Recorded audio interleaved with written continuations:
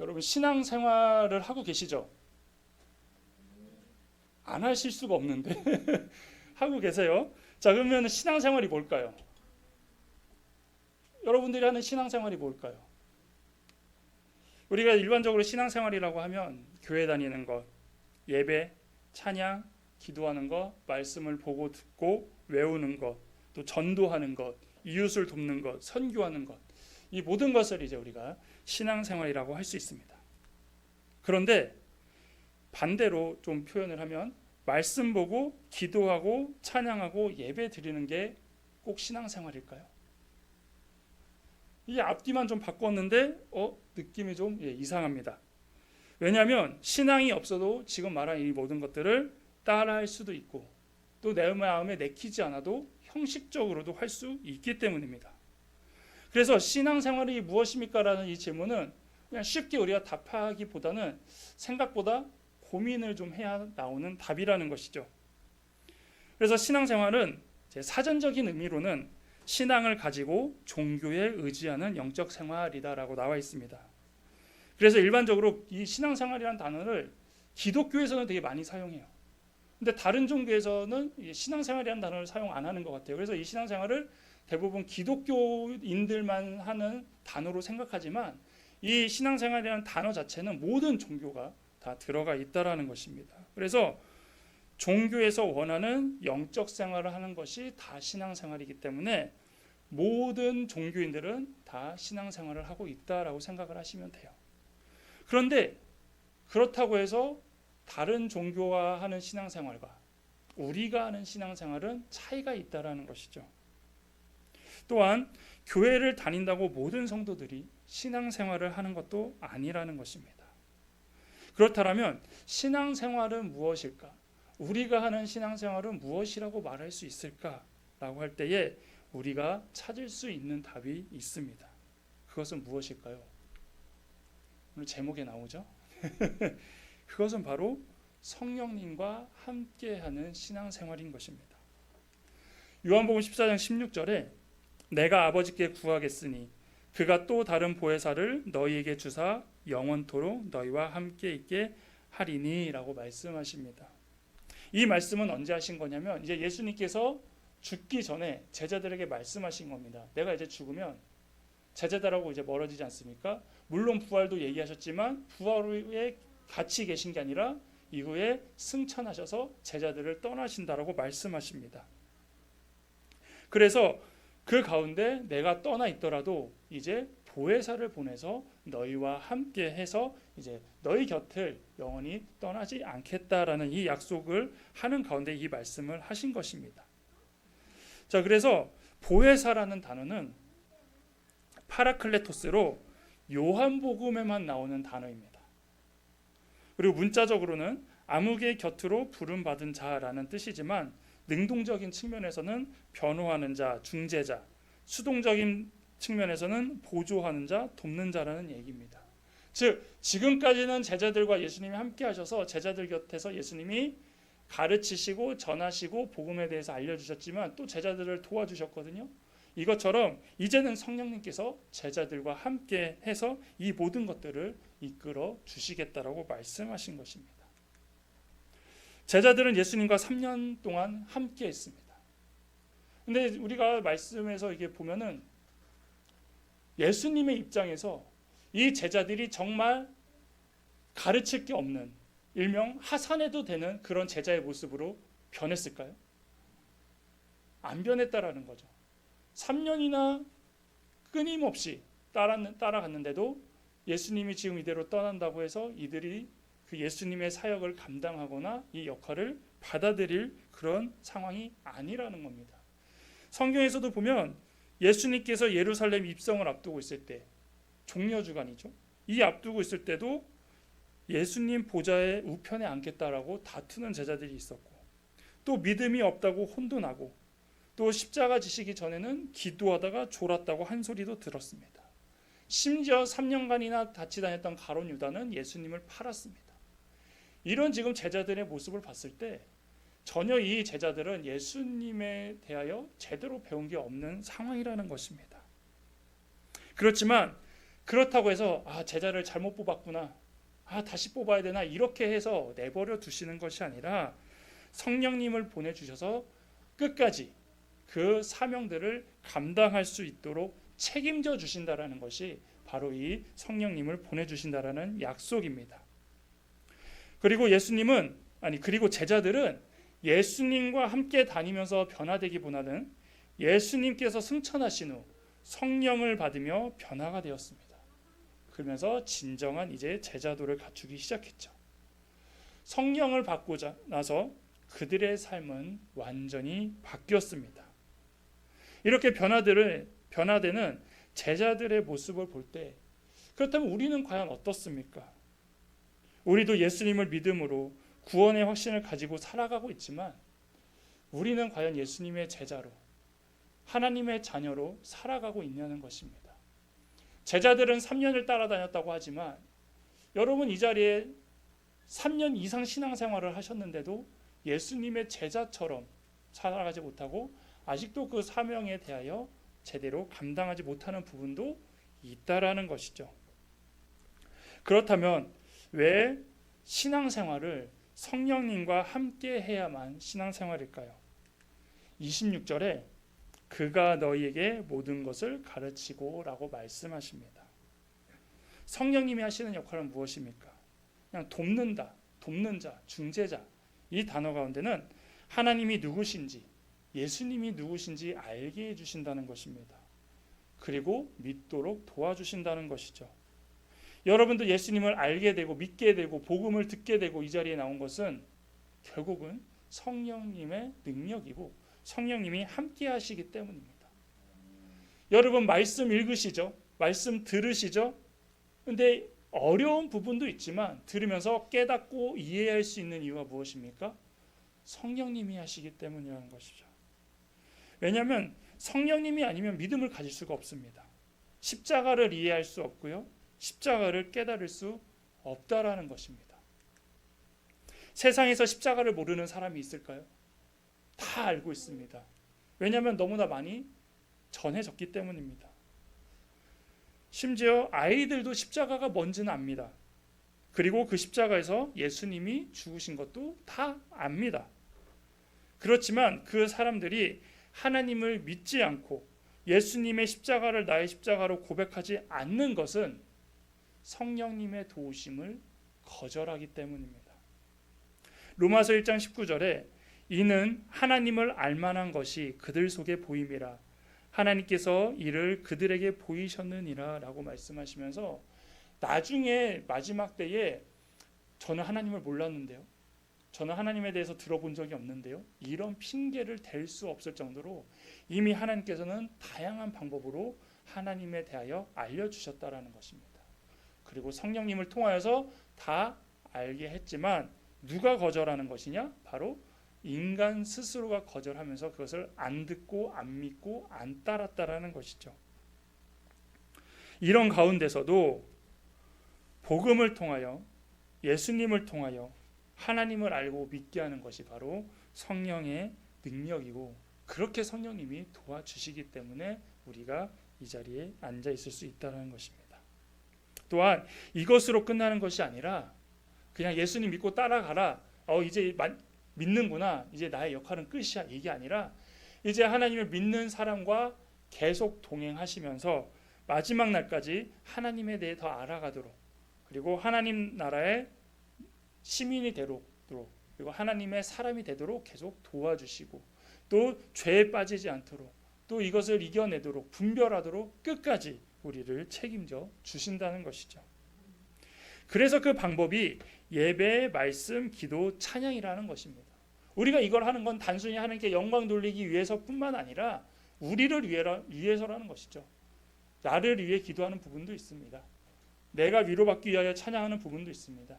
내가 힘을 얻기 위하여 예배드리는 부분도 있다라는 것입니다. 근데 이것이 형식적이 아니라 성령님과 함께해야 나를 위한 것이 되는 것이고, 동시에 하나님께 영광이 될 수 있다라는 것이며, 이것을 통해 이제 하나님을 알아가는 지식을 쌓아가고 견고한 믿음을 계속 우리가 쌓아가고 있다라는 것입니다.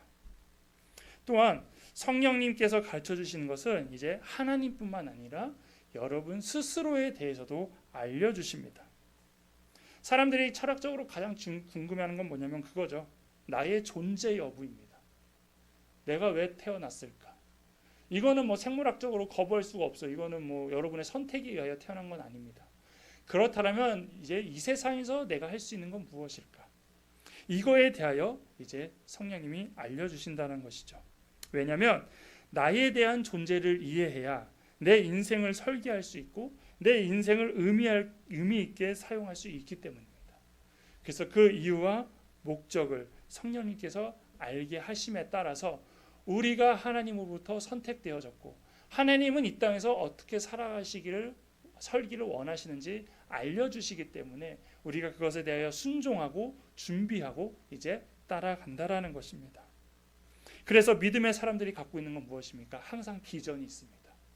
그리고 현실에 안주하는 게 아니라 미래지향적입니다. 그리고 더 나아가서 이 땅에 소망을 두고 있는 게 아니라 하늘 소망을 갖고 살아갈 수 있다라는 것이죠. 그래서 무엇에 만족하며 살아야 하고 무엇에 감사하며 살아야 하고 무엇에 관심을 갖고 살아야 하는지 목표와 기준과 정확히 정립되어 있다라는 것입니다. 그래서 믿음의 사람들은 흔들리지 않아요. 크게 동요되지 않아요. 크게 넘어지지 않는다라는 겁니다. 왜? 우리의 기준이 정확하다라면 그것이 중요한 게 아니면 그게 크게 우리에게 와닿지 않는 것이고 아무리 큰 어려움과 환난과 고통과 아픔이 있더라도 이것이 이어지는 게 아니라 반드시 하나님께서 끊으시고 마무리하셔서 다시 좋은 것으로 회복시켜 주실 것을 알게 하시기 때문입니다. 여러분 이 자리에 계신 분들은 다 하나님을 만나셨죠? 그 믿음이 있기 때문에 신앙생활을 하는 것이고 우리가 흔들리지 않는 것입니다. 저도 인생의 선택에 대하여 고민할 때가 있었습니다. 그래서 고2 때 이제 이거에 대한 답을 얻었는데 그때는 이제 고2가 어떤 상황입니까? 공부를 해야 되는데 어떤 쪽으로 공부를 해야 되고 이제 그것을 준비해야 될 때입니다. 저는 어머니의 서원이 있어서 신학을 하겠다라는 거를 이제 뭣도 모르고 이제 계속 이제 얘기하고 다녔죠. 전 목사일 거예요. 뭐 어렸을 때부터 계속 그랬어요. 그래서 학교에서도 제 별명이 이제 마이콜이었는데 선생님이 야 마이콜 너는 이제 문과 가야지 신학하려면 이제 그래가지고 예 그냥 문과를 갔어요. 예 그래서 문과를 갔는데 이제 수련회 때 이제 이거에 대한 게 온 거예요. 이제 고3을 앞두고 학예 수련회 때에 공부를 해야 되는데 이 상태로 공부를 했다가는 뭔가 사명도 없고 확신도 없고 내가 하나님을 만나지 않았는데 신학을 하는 게 맞는 건가 라면서 고민을 한 겁니다. 이걸 고3 때 하면 좋긴 한데 고3 때 하면 너무 늦거든요. 그래서 이제 고2 때 열심히 기도했습니다. 그래서 기도한 것이 하나님 만나고 목사해야지 주님 알려주세요. 만나게 해주세요. 내가 왜 신학을 해야 되는지. 이게 아무리 어머니의 서원이지만 제 기도발로는 이길 수 없습니다. 왜냐하면 어머니가 더 많은 기도를 하셨고 저를 위해 기도하신 분들이 너무 많기 때문에 제 기도는 거절할 수 없어서 예, 차라리 그럴 바에는 하나님 알려주세요 라고 기도를 했습니다. 그런데 저는 또 이 하나님을 만나기 어려운 스타일이에요. 제가 이게 잘 보니까 하나님을 만난 분들의 특징이 크게 두 가지예요. 감정적이거나 이성적이거나. 뭐냐면 감정적인 분들은 하나님 만날 때 뜨거움을 느낀대요. 뭐 가슴이 막 뜨겁고 벅차오르고 막 회개가 막 나오고 예, 이런 이런 경험을 했다고 합니다. 근데 저는 감정적이지가 않거든요. 그러니까 이제 두근거림도 없고 이 떨림도 없어요. 그러니까 이렇게는 하나님 못 만날 것 같고, 그러니까 만난 걸 모르는 것 같고. 또 이성적인 사람은 어떤 사람이냐면 이제 되게 엘리트들이에요. 이제 이해해서 하나님에 대해 깨닫고 이해해서 책을 보던가 말씀을 보면서 이래서 하나님이 계시는구나. 이래서 하나님이 나를 선택하셨구나. 이렇게 깨달아야 되는데 저 이해력이 딸렸거든요. 그러니까 그렇게도 이제 못 깨닫겠는 거예요. 그래서 하나님 저는 뭘까요? 뜨거움도 없고 눈물도 없고 그렇다고 하나님 이야기에는 너무 어렵고 이렇게 했는데 그런 제가 답을 얻었을까요? 못 얻었을까요? 긍정적입니다. 역시 우리 교인들은 얻었으니까 이 자리에 있겠죠. 못 얻었으면 네, 아직까지도 저는 고민을 했겠죠. 응답을 받았습니다. 근데 그 응답은 지금 말한 것처럼 어떤 감정적이거나 이성적이거나 어떤 터치가 있거나 뭐 예수님의 손길이 느껴진 건 아닙니다. 이거와 전혀 다른 방법으로 하나님께서는 저를 만나 주셨는데 성령님께서 이걸 깨닫게 해주셨다라는 겁니다. 알게 해주셨고, 그래서 제가 바로 그 자리에서 이래서 제가 신학을 해야 되는군요. 이래서 목사를 해야 되는군요. 하면서 그냥 목회의 길을 가기로 순종해서 이제 그때부터 이제 목사만 하는 길로 이제 했다는 것입니다. 그래서 이렇게 지금까지도 이끌어 주셨는데, 이처럼 성령님은 가르쳐 주신다는 분입니다.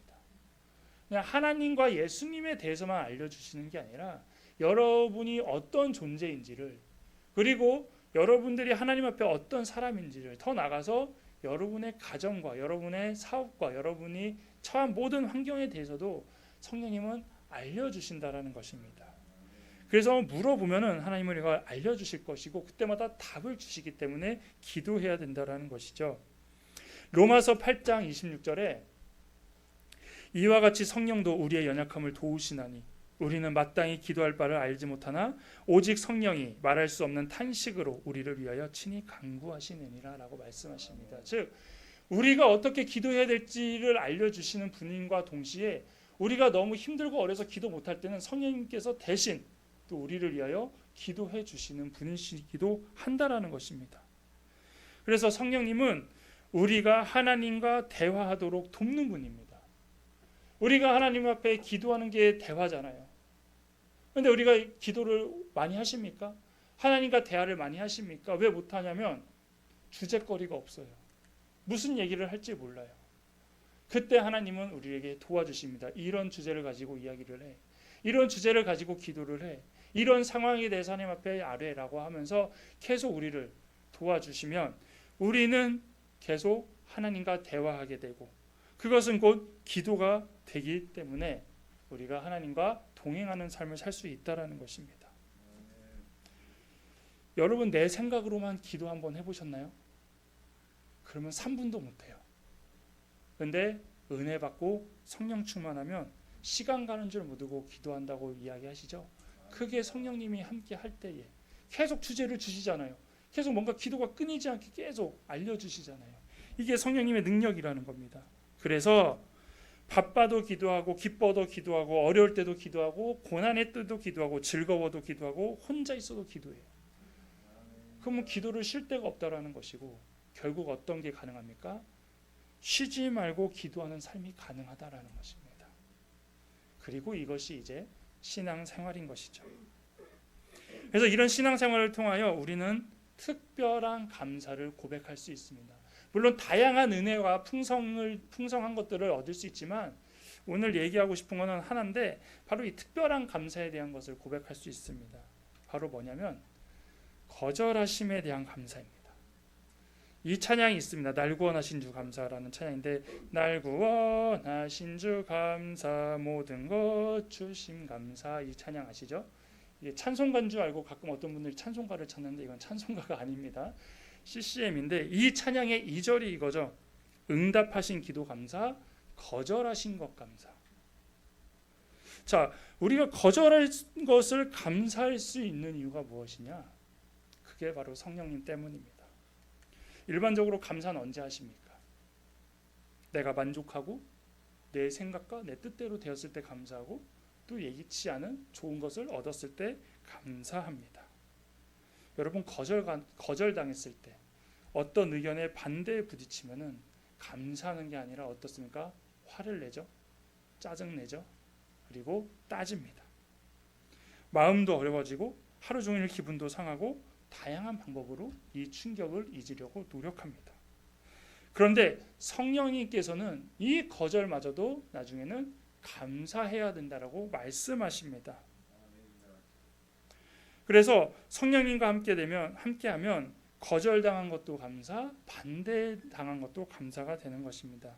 왜냐하면 여러분 거절이라는 것은 지금 안 되는 것이지 영원히 안 되는 것이 아닙니다. 또한 더 좋은 때를 위한 기다림일 수도 있고, 또한 우리가 죄로 나아가는 방법을 막으시는 것도 거절이기 때문입니다. 우리는 거절당하면 자존심 상합니다. 왜 안 돼요? 왜 못해요? 이렇게 얘기할 때가 참 많이 있다라는 것이죠. 왜냐하면 그만큼 준비했거든요. 그만큼 노력했거든요. 그만큼 기대했거든요. 그런데 거절당하는 것은 싫어서도 틀려서도 있지만 또 지금 상황과 맞지 않아서도 있다라는 것입니다. 그래서 하나님이 거절하시는 것은 전도서 3장 1절의 의미가 있습니다. 범사에 기한이 있고 천하만사가 다 때가 있나니. 즉 하나님의 때가 아닐 때 거절일 수 있다라는 것입니다. 지금 상황이 아니면 그것을 이제 거절하거나 반대에 부딪힌 건데, 우리는 모든 것들을 거절당하고 모든 것들이 반대돼서 앞으로 되지 않을 거야, 앞으로 힘들 거야, 이런 마음을 먼저 갖는다라는 것이죠. 지금도 여러분 하나님께로부터 다양한 거절을 당하시고 계십니다. 그래서 기도하시면 그대로 잘 안 이루어지잖아요. 네, 아직은 아니다라는 것이죠. 왜냐하면 그것을 그러면 이게 하나님 뜻이 아닌가요? 물론 아닌 것도 있죠. 그렇지만 계속 기도해 보시면 알려주십니다. 아직 때가 아닌 걸 수도 있고 그것이 나에게 도움이 되지 않는 것도 있다라는 것입니다. 그러면 그거에 대하여 우리가 감사할 수 있는 것은, 하나님이 지금 이것을 허락하지 않았기 때문에 내가 더 나빠지지 않고, 내가 더 죄를 짓지 않고, 내가 더 하나님에 대하여 생각할 수 있는 부분까지도 나아갈 수 있다라는 것입니다. 왜냐하면 하나님은 다 알고 계시거든요, 이미. 근데 아직 아닌 겁니다.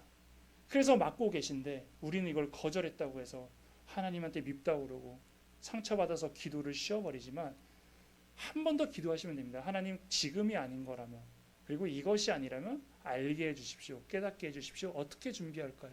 더 기도하면서 하나님 앞에 나아가게 하는 것이 바로 이 성령님의 인도하심에 따르는 기도가 되는 것입니다. 함께 가는 교회 성도 여러분, 신앙생활은 종교생활과 다릅니다. 제가 종교생활이라고 표현한 건 뭐냐면 이제 성령님이 없는 신앙생활을 얘기하는 겁니다. 우리의 삶이 신앙생활이 될 수 있는 것은 바로 성령님께서 함께 하시기 때문입니다. 또한 성령님과 함께하는 신앙생활은 세상은 이해할 수 없고 설명할 수 없는 은혜와 감사가 항상 따라온다라는 것이죠. 그래서 결국은 거절하심도 감사할 수 있다라는 것입니다. 예수님께서 바리새인과 서기관들에게 외식하지 말라는 건 무엇이냐면 형식적인 신앙생활을 하지 말라는 것입니다. 겉으로는 기도 많이 하고 겉으로는 헌금하지만 뭐냐? 열매가 없다라는 것입니다. 진정한 감사가 없다라는 것입니다. 그러니까 변화가 되지 않고 도리어 사람들에게 존경받지 못하지 않습니까? 그들의 신앙은 성령님 없는 껍데기라고 지적하신 것입니다. 하지만 진정한 성령님과 함께하는 신앙생활을 하신다라면 하나님께서 거절하신 것도 감사할 수 있습니다. 왜냐하면 하나님의 마음을 알 수 있거든요. 하나님이 이 정도 사랑한다는 걸 알 수 있거든요. 그리고 이것을 통하여 더 좋은 것을 우리에게 주실 거라는 걸 알기 때문입니다. 이제는 무늬만 신앙생활이 아닌 성령님과 함께하는 신앙생활을 하시길 바랍니다. 언제나 보혜사 성령님의 도우심으로 신앙생활을 하면서 감사와 은혜로 살아가는 복된 여러분 되시기를 주님의 이름으로 축복합니다.